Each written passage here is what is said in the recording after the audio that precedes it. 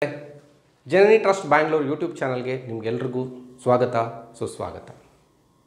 ಮಿತ್ರರೇ, ಸ್ಪರ್ಧಾತ್ಮಕ ಪರೀಕ್ಷೆಗಳಿಗೆ ಬೇಕಾದಂತಹ ಉತ್ತಮ ಮಾಹಿತಿಗಾಗಿ ನೀವು ನಮ್ಮ ಚಾನಲನ್ನು ಸಬ್ಸ್ಕ್ರೈಬ್ ಮಾಡಿ ಮತ್ತು ನಿರಂತರ ಮಾಹಿತಿಗಾಗಿ ಪಕ್ಕದಲ್ಲಿರುವಂತಹ ಬೆಲ್ ಬಟನನ್ನು ಒತ್ತಿ. ನಮ್ಮ ವಿಡಿಯೋಗಳು ನಿಮಗಿಷ್ಟ ಆದರೆ ಲೈಕ್ ಮಾಡಿ, ನಿಮ್ಮೆಲ್ಲ ಸ್ನೇಹಿತರಿಗೂ ಶೇರ್ ಮಾಡಿ.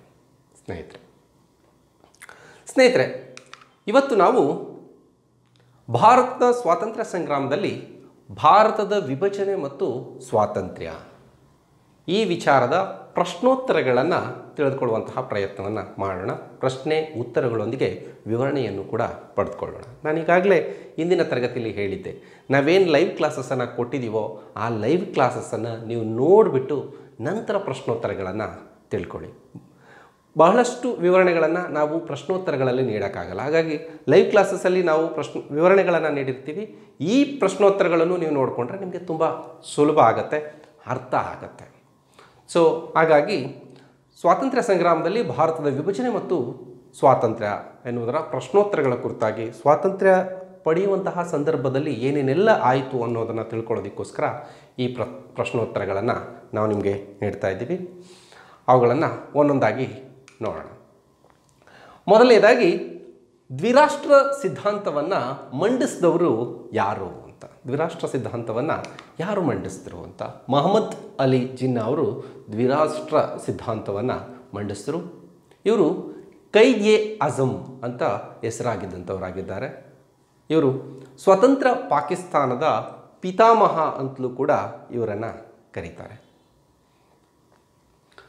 ಇನ್ನು ಎರಡನೆಯ ಪ್ರಶ್ನೆಯನ್ನು ನಾವು ನೋಡೋದಾದರೆ, ಮುಸ್ಲಿಂ ಲೀಗ್ನ ಯಾವ ಅಧಿವೇಶನದಲ್ಲಿ ಪ್ರತ್ಯೇಕ ಪಾಕಿಸ್ತಾನದ ಬೇಡಿಕೆಯ ನಿರ್ಣಯವನ್ನು ಅಂಗೀಕರಿಸಿತು? ಈ ಪ್ರಶ್ನೆಗೆ ಉತ್ತರವನ್ನು ನಾವು ನೋಡೋದಾದರೆ, ಲಾಹೋರ್ ಅಧಿವೇಶನದಲ್ಲಿ ಮುಸ್ಲಿಂ ಲೀಗ್ನ ಪ್ರತ್ಯೇಕ ಪಾಕಿಸ್ತಾನದ ಬೇಡಿಕೆಯ ನಿರ್ಣಯವನ್ನು ಅಂಗೀಕಾರ ಮಾಡಿತು. 1940ರಲ್ಲಿ ಇದು ನಡೆಯಿತು. ಮುಂದಿನ ಪ್ರಶ್ನೆ ನೋಡೋದಾದರೆ, ಕಾಂಗ್ರೆಸ್ ಪಕ್ಷ ಏನನ್ನು ದೇಶ ವಿಭಜನೆಯ ಬೀಜಗಳೆಂದು ಟೀಕಿಸಿತು? ಯಾವ್ಯಾವ ಅಂಶಗಳು ದೇಶದ ವಿಭಜನೆಯ ಬೀಜಗಳು ಅಂತ ಕಾಂಗ್ರೆಸ್ ಪಕ್ಷ ಟೀಕೆ ಮಾಡ್ತು ಅಂತ ಕೇಳುವಂಥ ಸಾಧ್ಯತೆಗಳಿದ್ದರೆ, ಆಗಸ್ಟ್ ಕೊಡುಗೆ ಮತ್ತು ಕ್ರಿಪ್ಸ್ ಸಲಹೆಗಳು, ಬ್ರಿಟಿಷರು ನೀಡಿದಂತಹ ಆಗಸ್ಟ್ ಆಫರ್ ಮತ್ತು ಕ್ರಿಪ್ಸ್ ಪ್ರಪೋಸಲ್ಗಳನ್ನು ದೇಶ ವಿಭಜನೆಯ ಬೀಜಗಳು ಅಂತ ಕಾಂಗ್ರೆಸ್ ಪಕ್ಷ ಟೀಕೆ ಮಾಡ್ತು. ಇನ್ನು ಮುಂದಿನ ಪ್ರಶ್ನೆ, ಕ್ವಿಟ್ ಇಂಡಿಯಾ ಚಳುವಳಿಯಲ್ಲಿ ಭಾಗವಹಿಸದಂತೆ ಮುಸ್ಲಿಮರಿಗೆ ಕರೆಯನ್ನು ನೀಡಿದವರು ಯಾರು? ಕ್ವಿಟ್ ಇಂಡಿಯಾ ಚಳುವಳಿಯಲ್ಲಿ ಭಾಗವಹಿಸದಂತೆ ಮುಸ್ಲಿಮರಿಗೆ ಕರೆಯನ್ನು ನೀಡಿದವರು ಮೊಹಮ್ಮದ್ ಅಲಿ ಜಿನ್ನಾರ್ ಅವರಾಗಿದ್ದಾರೆ. ಮೊಹಮ್ಮದ್ ಅಲಿ ಜಿನ್ನಾರ್ ಅವರು ಮುಸ್ಲಿಮರಿಗೆ ಕ್ವಿಟ್ ಇಂಡಿಯಾ ಚಳುವಳಿಯಲ್ಲಿ ಭಾಗವಹಿಸಬಾರ್ದು ಅಂತ ಹೇಳಿದರು. ಮುಂದಿನ ಪ್ರಶ್ನೆ, ರಾಜಾಜಿ ಯೋಜನೆಯನ್ನು ಸಿದ್ಧಪಡಿಸಿದವರು ಯಾರು? ರಾಜಾಜಿ ಯೋಜನೆಯನ್ನು ಸಿದ್ಧಪಡಿಸಿದವರು ಸಿ ರಾಜಗೋಪಾಲಾಚಾರಿ ಇವರಾಗಿದ್ದಾರೆ. ಇವ್ರ ಬಗ್ಗೆ ಇಂದಿನ ವಿಡಿಯೋಗಳಲ್ಲಿ ವಿವರಣೆಯನ್ನು ಕೂಡ ನಾವು ನೀಡಿದ್ದೇವೆ.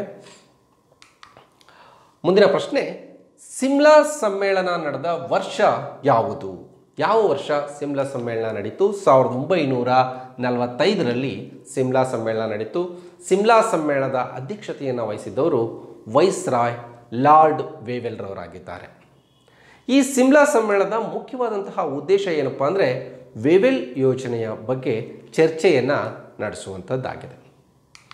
ಮುಂದಿನ ಪ್ರಶ್ನೆ, ವೇವೆಲ್ ಯೋಜನೆ ಯಾವಾಗ ಪ್ರಕಟಗೊಂಡಿತು? ಯಾವಾಗ ವೇವೆಲ್ ಯೋಜನೆ ಪ್ರಕಟಗೊಂಡಿತು ಅಂದರೆ 1945 ಜೂನ್ 14ರಂದು ವೇವೆಲ್ ಯೋಜನೆ ಪ್ರಕಟಗೊಂಡಿತು. ಮುಂದಿನ ಪ್ರಶ್ನೆಯನ್ನು ನಾವು ನೋಡೋದಾದರೆ, ರಾಯಲ್ ನೌಕಾ ಬಂಡಾಯ ನಡೆದ ವರ್ಷ ಯಾವುದು? 1946ರಲ್ಲಿ ರಾಯಲ್ ನೌಕಾ ಬಂಡಾಯ ನಡೆಯುತ್ತದೆ. ಮುಂದಿನ ಪ್ರಶ್ನೆಯನ್ನು ನಾವು ನೋಡೋದಾದರೆ, ಪಾಕಿಸ್ತಾನದ ಬೇಡಿಕೆಯನ್ನು ತಳ್ಳಿಹಾಕಿ ಭಾರತದ ಏಕತೆಗೆ ಪ್ರಾಮುಖ್ಯತೆಯನ್ನು ನೀಡಿದಂತಹ ಆಯೋಗ ಯಾವುದು? ಆ ಆಯೋಗವೇ ಕ್ಯಾಬಿನೆಟ್ ಆಯೋಗ. ಈ ಆಯೋಗ ಅವಿಭಾಜ್ಯ ಭಾರತ ಮತ್ತು ಪಾಕಿಸ್ತಾನಕ್ಕೆ ಒಂದೇ ಶಾಸನ ಸಭೆಯು ಇರತಕ್ಕದ್ದು ಅಂತ ಶಿಫಾರಸನ್ನು ಕೂಡ ಮಾಡುತ್ತೆ. ಈ ಆಯೋಗವು 1946ರಲ್ಲಿ ಬರುತ್ತೆ. ಪಾಕಿಸ್ತಾನದ ಬೇಡಿಕೆಯನ್ನು ಈ ಆಯೋಗ ತಳ್ಳಿ ಹಾಕುತ್ತದೆ. ಮುಂದಿನ ಪ್ರಶ್ನೆಯನ್ನು ನಾವು ನೋಡೋದಾದರೆ, ಭಾರತದಲ್ಲಿ ನೆಹರು ನಾಯಕತ್ವದಲ್ಲಿ ಮಧ್ಯಂತರ ಸರ್ಕಾರ ರಚನೆಯಾದಂತಹ ವರ್ಷ ಯಾವುದು? ಯಾವ ವರ್ಷ ನೆಹರು ನಾಯಕತ್ವದಲ್ಲಿ ಮಧ್ಯಂತರ ಸರ್ಕಾರ ರಚನೆಯಾಯಿತು? 1946 ಸೆಪ್ಟೆಂಬರ್ 2ರಂದು ಮಧ್ಯಂತರ ಸರ್ಕಾರ ರಚನೆಯಾಯಿತು. ಈ ದಿನವನ್ನು ಕರಾಳ ದಿನವಾಗಿ ಆಚರಿಸುವಂತೆ ಮೊಹಮ್ಮದ್ ಅಲಿ ಜಿನ್ನಾರ್ ಅವರು ಕರೆ ಕೊಟ್ಟರು. ಇವರು ಕ್ಯಾಬಿನೆಟ್ ನಿಯೋಗದ ವರದಿಯನ್ನು ಕೂಡ ತಿರಸ್ಕರಿಸಿದ್ರು, ತಳ್ಳಿ ಹಾಕಿದ್ರು. ಮುಂದಿನ ಪ್ರಶ್ನೆ, ಮುಸ್ಲಿಮರು ನೇರ ಕಾರ್ಯಾಚರಣೆ ದಿನವನ್ನು ಆಚರಿಸಲು ಕರೆ ಕೊಟ್ಟವರು ಯಾರು? ಮುಸ್ಲಿಮರು ನೇರ ಕಾರ್ಯಾಚರಣೆ ದಿನವನ್ನು ಆಚರಿಸೋದಕ್ಕೆ ಕರೆ ಕೊಟ್ಟಂಥವರು ಮೊಹಮ್ಮದ್ ಅಲಿ ಜಿನ್ನಾರ್ ಅವರಾಗಿದ್ದಾರೆ. ಇವರು ಆಗಸ್ಟ್ 16, 1946ರಂದು ನೇರ ಕಾರ್ಯಾಚರಣೆಯ ದಿನವನ್ನು ಆಚರಿಸೋದಕ್ಕೆ ಕರೆ ಕೊಟ್ಟರು. ಈ ಎಲ್ಲ ವಿಚಾರಗಳನ್ನು ಸಂಪೂರ್ಣವಾಗಿ ತಿಳ್ಕೊಳ್ಬೇಕು ಅಂದರೆ ನಮ್ಮ ಇಂದಿನ ವಿಡಿಯೋಗಳನ್ನು ನೀವು ನೋಡಬೇಕಾಗತ್ತೆ. ಮುಸ್ಲಿಮರು ಬಯಸ್ತಿದ್ದಂತಹ ಹೊಸ ದೇಶಕ್ಕೆ, ಮುಸ್ಲಿಮರು ಏನು ಬಯಸ್ತಿದ್ರೋ ಆ ಹೊಸ ದೇಶಕ್ಕೆ ಪಾಕಿಸ್ತಾನ್ ಅಂತ ಹೆಸರನ್ನು ಕೊಟ್ಟವರು ಯಾರು? ರಹಮತ್ ಅಲಿಯವರು ಮುಸ್ಲಿಮರು ಬಯಸ್ತಿದ್ದಂತಹ ಹೊಸ ದೇಶಕ್ಕೆ ಪಾಕಿಸ್ತಾನ ಅನ್ನುವಂತಹ ಹೆಸರನ್ನು ಕೊಟ್ಟರು. ಈತ ಪಾಕಿಸ್ತಾನ ರಚನೆಗೆ ಸಂಬಂಧಿಸಿದಂತೆ ಈಗಿಲ್ಲದಿದ್ದರೆ ಇನ್ನೆಂದೂ ಇಲ್ಲ ಅನ್ನುವಂತಹ ಮಾತನ್ನು ಇವರು ಹೇಳ್ತಾರೆ. ಮುಂದಿನ ಪ್ರಶ್ನೆ, ಲಾರ್ಡ್ ಮೌಂಟ್ ಬ್ಯಾಟನ್ ಯಾವ ವರ್ಷ ಭಾರತಕ್ಕೆ ವೈಸ್ರಾಯ್ ಬಂದರು? 1946ರಲ್ಲಿ ಲಾರ್ಡ್ ಮೌಂಟ್ ಬ್ಯಾಟನ್ ವೈಸ್ರಾಯ್ ಆಗಿ ಭಾರತಕ್ಕೆ ಬಂದರು. ಮೌಂಟ್ ಬ್ಯಾಟನ್ ಯೋಜನೆ ಅಥವಾ ಜೂನ್ ಪ್ಲಾನ್ 1947 ಜೂನ್ 3ರಂದು ಪ್ರಕಟಗೊಂಡಿತು. ಮುಂದಿನ ಪ್ರಶ್ನೆ, ಬ್ರಿಟನ್ ಪಾರ್ಲಿಮೆಂಟ್ ಭಾರತ ಸ್ವಾತಂತ್ರ್ಯ ಕಾಯ್ದೆಯನ್ನು ಅಂಗೀಕರಿಸಿದಂತಹ ವರ್ಷ ಯಾವುದು? 1947ರ ಜುಲೈನಲ್ಲಿ ಬ್ರಿಟನ್ ಪಾರ್ಲಿಮೆಂಟ್ ಭಾರತ ಸ್ವಾತಂತ್ರ್ಯ ಕಾಯ್ದೆಯನ್ನು ಅಂಗೀಕರಿಸಿತು. 1947ರ ಆಗಸ್ಟ್ 15ರ ಮಧ್ಯರಾತ್ರಿ ಈ ದೇಶಕ್ಕೆ ಸ್ವಾತಂತ್ರ್ಯ ಕೂಡ ಸಿಕ್ತು. ಮುಂದಿನ ಪ್ರಶ್ನೆ, ರ್ಯಾಡ್ಕ್ಲಿಫ್ ರೇಖೆ ಯಾವ ರಾಷ್ಟ್ರಗಳ ನಡುವೆ ಇದೆ? ಯಾವ್ಯಾವ ರಾಷ್ಟ್ರಗಳ ನಡುವೆ ರ್ಯಾಡ್ಕ್ಲಿಫ್ ರೇಖೆ ಇದೆ? ಭಾರತ ಮತ್ತು ಪಾಕಿಸ್ತಾನಗಳ ನಡುವೆ ರ್ಯಾಡ್ಕ್ಲಿಫ್ ರೇಖೆ ಇದೆ. ಗಡಿ ಆಯೋಗ ಸಮಿತಿಯ ಅಧ್ಯಕ್ಷರಾಗಿದ್ದವರು, ರ್ಯಾಡ್ಕ್ಲಿಫ್ ರೇಖೆಯ ಗಡಿ ಆಯೋಗ ಸಮಿತಿಯ ಅಧ್ಯಕ್ಷರಾಗಿದ್ದಂಥವರು ಸರ್ ಸಿರಿಲ್ ರ್ಯಾಡ್ಕ್ಲಿಫ್ ಅವರಾಗಿದ್ದಾರೆ. ಈ ಗಡಿ ರೇಖೆಗೆ ಸಂಬಂಧಿಸಿದಂತೆ ವರದಿಯನ್ನು ಸಿದ್ಧಪಡಿಸೋದಕ್ಕೋಸ್ಕರ ಸುಮಾರು 37 ದಿನಗಳು ಬೇಕಾಗುತ್ತೆ. ಈ ವರದಿಯನ್ನು ಮೌಂಟ್ ಬ್ಯಾಟನ್ ರವರು 1947 ಆಗಸ್ಟ್ 27ರಂದು ಪ್ರಕಟ ಮಾಡ್ತಾರೆ. ಮುಂದಿನ ಪ್ರಶ್ನೆ, ಗಡಿನಾಡ ಗಾಂಧಿ ಎಂದು ಹೆಸರಾದವರು ಯಾರು? ಯಾರನ್ನು ನಾವು ಗಡಿನಾಡ ಗಾಂಧಿ ಅಂತ ಕರಿತೀವಿ? ಖಾನ್ ಅಬ್ದುಲ್ ಗಫರ್ ಖಾನ್ ರವರನ್ನು ಗಡಿನಾಡ ಗಾಂಧಿ ಅಂತ ನಾವು ಕರಿತೇವೆ. ಬಲೂಚಿಸ್ತಾನ ಪಾಕಿಸ್ತಾನವನ್ನು ಸೇರಿದ್ದು ಯಾವ ಆಧಾರದ ಮೇಲೆ? ಯಾವ ಆಧಾರದ ಮೇಲೆ ಬಲೂಚಿಸ್ತಾನವು ಪಾಕಿಸ್ತಾನವನ್ನು ಸೇರಿಕೊಳ್ಳುತ್ತೆ?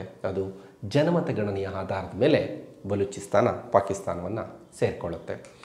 ನಂತರದ ಪ್ರಶ್ನೆ, ಸ್ವತಂತ್ರ ಭಾರತದ ಪ್ರಥಮ ಬ್ರಿಟಿಷ್ ಗವರ್ನರ್ ಜನರಲ್ ಯಾರು? ಲಾರ್ಡ್ ಮೌಂಟ್ ಬ್ಯಾಟನ್ ಸ್ವತಂತ್ರ ಭಾರತದ ಪ್ರಥಮ ಬ್ರಿಟಿಷ್ ಗವರ್ನರ್ ಜನರಲ್ ಆಗಿದ್ದಾರೆ.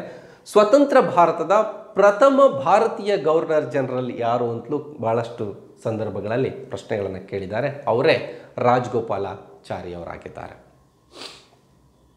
ಇವೆರಡು ಬಹಳಷ್ಟು ಸಾರಿ ಸ್ಪರ್ಧಾರ್ಥಿಗಳಿಗೆ ಕನ್ಫ್ಯೂಸ್ ಆಗುತ್ತೆ. ಅಂದರೆ ಸ್ವತಂತ್ರ ಭಾರತದ ಪ್ರಥಮ British governor general lord Mount baton, ಸ್ವತಂತ್ರ ಭಾರತದ ಪ್ರಥಮ ಭಾರತೀಯ ಗವರ್ನರ್ ಜನರಲ್ ರಾಜಗೋಪಾಲಾಚಾರಿ. ಇದನ್ನು ನಾವು ತಿಳ್ಕೋಬೇಕು. ಭಾರತೀಯರು ಯಾರು ಮತ್ತು ಬ್ರಿಟಿಷ್ ಗವರ್ನರ್ ಜನರಲ್ ಆಗಿದ್ದವರು ಯಾರು ಸ್ವಾತಂತ್ರ್ಯ ಬಂದ ಮೇಲೆ ಅನ್ನೋದು ಪ್ರಶ್ನೆ ಆಗಿರುತ್ತೆ.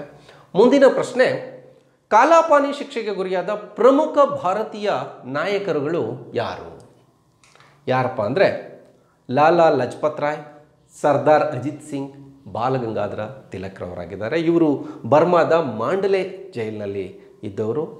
ಮತ್ತು ಸಚಿಂದ್ರ ಸನ್ಯಾಲ್ ಮತ್ತು ವಿ ಡಿ ಸಾವರ್ಕರ್ಗೂ ಕೂಡ ಕಾಲಾಪಾನಿ ಶಿಕ್ಷೆಗೆ ಗುರಿಯಾದರು. ಇವರು ಅಂಡಮಾನ್ನ ಸೆಲ್ಯುಲಾರ್ ಜೈಲಿನಲ್ಲಿ ಇವರನ್ನು ಇಡಲಾಗಿತ್ತು. ಮುಂದಿನ ಪ್ರಶ್ನೆಯನ್ನು ನಾವು ನೋಡೋದಾದರೆ, ರವೀಂದ್ರನಾಥ ಟಾಗೋರರನ್ನು ಗುರುದೇವ ಎಂದು ಕರೆದವರು ಯಾರು? ರವೀಂದ್ರನಾಥ ಟಾಗೋರವರನ್ನು ಗುರುದೇವ ಅಂತ ಕರೆದವರು ಮಹಾತ್ಮ ಗಾಂಧೀಜಿಯವರಾಗಿದ್ದಾರೆ. ಆಲ್ಮೋಸ್ಟ್ ಎಂಡಿಗೆ ಬಂದಿದ್ದೀವಿ. ಅಂದರೆ ಕೊನೆಯ ಪ್ರಶ್ನೆ, ಗಾಂಧೀಜಿಯ ಹತ್ಯೆಯಾಗಿದ್ದು ಯಾವಾಗ ಗಾಂಧೀಜಿಯ ಹತ್ಯೆಯಾಯಿತು? 1948 ಜನವರಿ 30ರಂದು ಗಾಂಧೀಜಿಯವರ ಹತ್ಯೆ ಆಗುತ್ತೆ. ನಾಥೋರಾಮ್ ಗೋಡ್ಸೆ ಎಂಬ ಹಂತಕನ ಗುಂಡಿಗೆ ತಮ್ಮ ಗುಂಡಿಗೆಯನ್ನು ಮಹಾತ್ಮ ಗಾಂಧೀಜಿಯವರು ನೀಡ್ತಾರೆ. ಇವರ ಸಮಾಧಿ ಸ್ಥಳ ರಾಜ್ಘಾಟ್ನಲ್ಲಿ ಇರುವಂಥದ್ದು. ಗಾಂಧೀಜಿಯವರ ಆದರ್ಶಗಳು ಇಡೀ ಜಗತ್ತಿಗೆ ಬೆಳಕನ್ನು ನೀಡುವಂತಹ ಆದರ್ಶಗಳಾಗಿದೆ. ನಾವು ನಮ್ಮ ಕಾಲೇಜು ದಿನಗಳಲ್ಲಿ ಡಿಬೇಟ್ಗೆ ಎಲ್ಲಾದರೂ ಹೋಗಬೇಕಾದ್ರೆ ನಾವು ಹೇಳ್ತಿದ್ವಿ ಒಂದು ವಿಚಾರನ. ಗಾಂಧೀಜಿಯವರ ಸಮಾಧಿ ರಾಜ್ಘಾಟ್ನಲ್ಲಿದೆ. ರಾಜ್ಘಾಟ್ನ ರುದ್ರಭೂಮಿಯಲ್ಲಿ ಗಾಂಧೀಜಿಯವರ ಪಾರ್ಥಿವ ಶರೀರವನ್ನಷ್ಟೇ ಇಟ್ಟು ಬಂದಿದ್ದರೆ ಈ ದೇಶಕ್ಕೆ ಸಮಸ್ಯೆಗಳ ಸಂಕುಲದಲ್ಲಿ ಬಳಲ್ತಾ ಇರಲಿಲ್ಲ. ನಾವು ರಾಜ್ಘಾಟ್ನ ರುದ್ರಭೂಮಿಯಲ್ಲಿ ಗಾಂಧೀಜಿಯವರ ಶವದ ಜೊತೆ ಅವರ ಚಿಂತನೆಗಳನ್ನು ಸಮಾಧಿ ಮಾಡಿಬಿಟ್ಟು ಬಂದಿದ್ದೇವೆ. ಹಾಗಾಗಿ ಈ ದೇಶ ಬಹಳಷ್ಟು ಸಮಸ್ಯೆಗಳನ್ನು ಹೊತ್ತು ತಿರುಗ್ತಾ ಇದೆ. ಹಾಗಾಗಿ ನಾವು ಗಾಂಧೀಜಿಯವರ ಚಿಂತನೆಗಳನ್ನು ಸಾಯಿಸೋದ್ರ ಬದಲು ಇವತ್ತಿನ ವಾಸ್ತವ ಬದುಕಿಗೆ ಜೀವಂತ ರೂಪದಲ್ಲಿ ಇಡಬೇಕಾದಂತಹ ಪ್ರಯತ್ನವನ್ನು ನಾವೆಲ್ಲರೂ ಮಾಡಬೇಕಾಗಿದೆ ಸ್ನೇಹಿತರೆ. ಇದಿಷ್ಟು ಅಂಶಗಳು ಕೂಡ ಭಾರತದ ವಿಭಜನೆ ಮತ್ತು ಸ್ವಾತಂತ್ರ್ಯ ಸಂದರ್ಭದ ಪ್ರಶ್ನೋತ್ತರಗಳಾಗಿದೆ. ಮತ್ತಷ್ಟು ಪ್ರಶ್ನೋತ್ತರಗಳನ್ನು ಪ್ರಚಲಿತ ಘಟನೆಗೆ ಸಂಬಂಧಪಟ್ಟಂತಹ ಮತ್ತು ವಿಜ್ಞಾನ ಕ್ಷೇತ್ರಕ್ಕೆ ಸಂಬಂಧಪಟ್ಟಂತಹ ಸಂಪೂರ್ಣ ವಿವರಣೆಯ ಪ್ರಶ್ನೋತ್ತರಗಳನ್ನು ನೀಡುವಂತಹ ಪ್ರಯತ್ನವನ್ನು ಮುಂದಿನ ದಿನಗಳಲ್ಲಿ ನಾವು ಮಾಡ್ತಿದ್ದೇವೆ. ಅಲ್ಲಿಯವರೆಗೂ ಧನ್ಯವಾದಗಳು.